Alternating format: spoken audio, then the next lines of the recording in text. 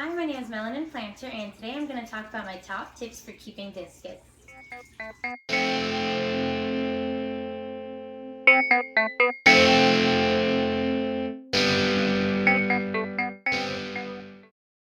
Tip number one, over-filtrate your tank. This one is a 75-gallon and it has a Tidal 75 hang on the back filter. It has a sponge filter, which I don't want in there for aesthetics, but my Cruzy Repleco loves living under there, so it's staying. And I also have an FX4 on here as well. So I have 3 different types of filtration in here, and that leads me to my next tip is if you overfiltrate, only if you overfiltrate. If you don't overfiltrate, then do this more often. But water change. Change the water at least once a week if you overfiltrate your tank. So when I go to change my tank, I wipe everything down inside and out. I try to rustle up the substrate, get as much of that detritus out of there as I can. I take out the branches and wash those. I try to clean my filter. I try to alternate it, so like once a month I'll try to clean the FX4. The hang on the back filter I'll do every few weeks, not at the same time as that because I don't want to crash my cycle. My next tip would be to alternate the foods because discus can get picky, and I've read a lot of stories about some people's discus, like if you only feed it beef heart, then that's all they want and they won't eat the flakes or the pellets or anything else. So I alternate. I feed multiple times a day because my discus are always hungry. I probably overfeed them, but so I feed them a mixture. I have a whole drawer over here and frozen food, so I just alternate all of them. So if I fed pellets for one meal, I'll do flakes the next, frozen the next, and just keep it going and get through all the food and then start over. My next tip is to keep things stable. That is probably one of the most important things, is to keep things stable with the discus.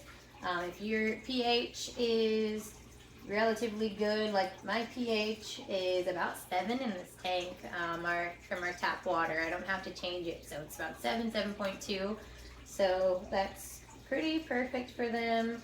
So I don't do anything. I don't try to chase pH. Don't do it. Never a good idea, because if you make a mistake, then you can possibly harm or kill your discus, which you don't want to do, of course. So this one kind of goes into the previous one. Keep your temperature stable. So discus and most fish, you don't want to just do these, like some fish are harder than others. For discus, make sure that you're spot on. I do not, like when I change the water, I try to get as close to what the temperature is now. The temperature in here, I usually keep at 84. It's at 84 right now.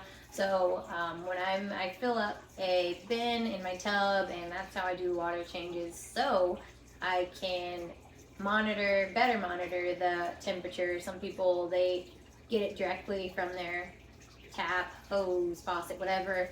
I fill up my bin, I get the temperature to 84, 85, 86 at the warmest. You don't want to, I try to keep it within 2 degrees. So as long as you're within 2 degrees up or down, you should be okay, and your discus shouldn't go into too much shock. Okay, so this tip is kind of a bonus tip.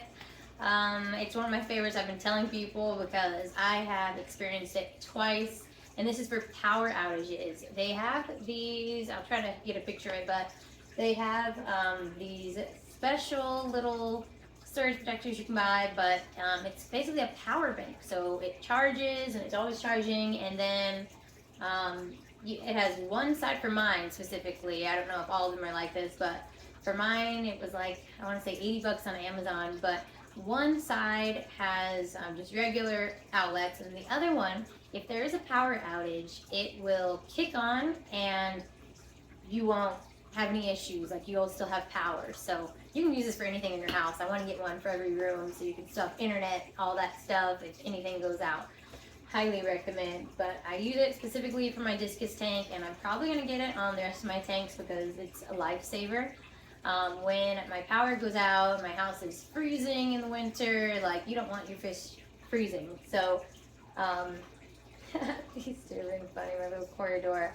But Yeah, you don't want your fish to freeze, so I make sure on the side that has the power that will always be on, I hook up my heater.